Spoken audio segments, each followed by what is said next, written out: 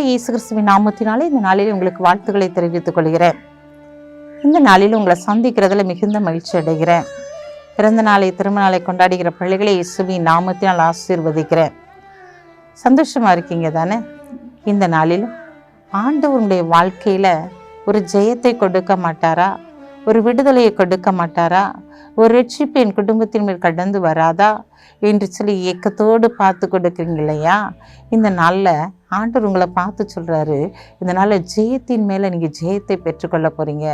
அப்படிப்பட்ட ஜெயத்தை கொடுக்கும்போது தேவனுடைய நாமத்தை நீங்கள் மகிமைப்படுத்துவீங்க அப்படின்னு சொல்லிட்டு ஒரு அருமையான வார்த்தை கொடுக்குறார். வாசிக்கிறேன் கேளுங்க. 1 கொரிந்தியர் 15ஆம் அதிகாரம் 57ஆம் வசனம். நம்முடைய கர்த்தராகிய இயேசு கிறிஸ்துவினாலே நமக்கு ஜெயம் கொடுக்கிற தேவனுக்கு ஸ்தோத்திரம். நம்முடைய கர்த்தராகிய இயேசு கிறிஸ்துவினாலே நமக்கு ஜெயம் கொடுக்கிற தேவனுக்கு ஸ்தோத்திரம் என்று சொல்லி பார்க்கிறோம்.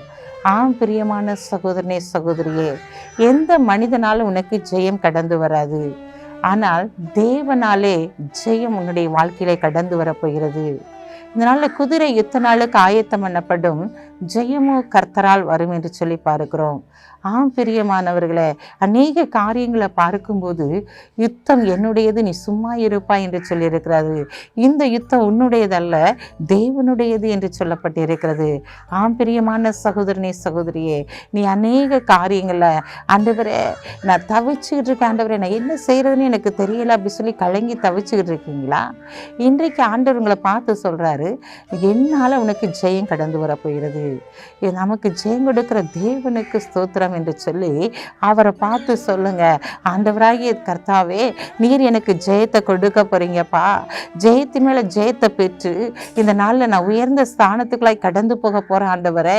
இந்த நாளில் நீங்க எனக்கு உதவி செய்ய வாங்கப்பான்னு சொல்லி அவரை நோக்கி பார்த்து கூப்பிடுங்க. ஏன்னா அவர் தான் உங்களுக்கு ஜெயத்தை கொடுக்க முடியும். நமக்கு ஜெயம் கொடுக்கிற தேவனுக்கு ஸ்தோத்திரம் என்று சொல்லி நீங்க நாவினால் அறிக்கையிடும்போது அந்த காரியத்துல நீங்க ஒரு ஜெயத்தை பெற்றுக்கொள்ள போறீங்க. அந்த காரியத்துல ஒரு விடுதலையை பெற்றுக்கொள்ள போறீங்க. ஒரு மேன்மையை நீங்க சுதந்திரித்துக் கொள்ள போறீங்க.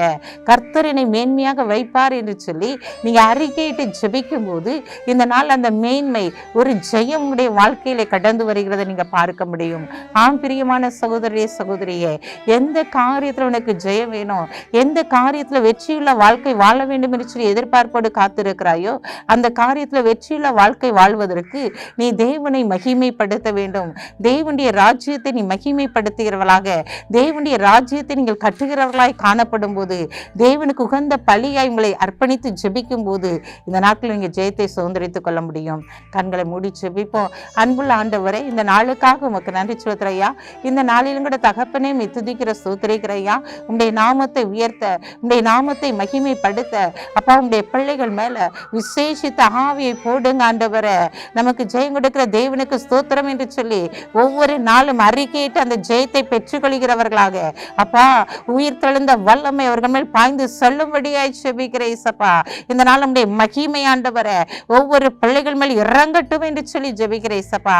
இந்த நாளில் தகப்பனே துதிக்கிற சோதரிக்கிறோம். பிறந்த நாளை திருமண நாளை கொண்டாடுகிற பிள்ளைகளை இயேசுவின் நாமத்தினால் ஆசீர்வதித்து ஜெபிக்கிறேன் இயேசப்பா.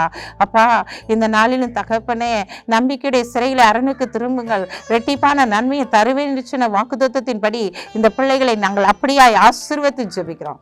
அவர்கள் இரட்டிப்பான நன்மையை சுதந்திரித்துக் கொள்ளட்டும். இயேசுவின் நாமத்தில் ஜெபிக்கிற நல்ல பிதாவே, ஆமென்.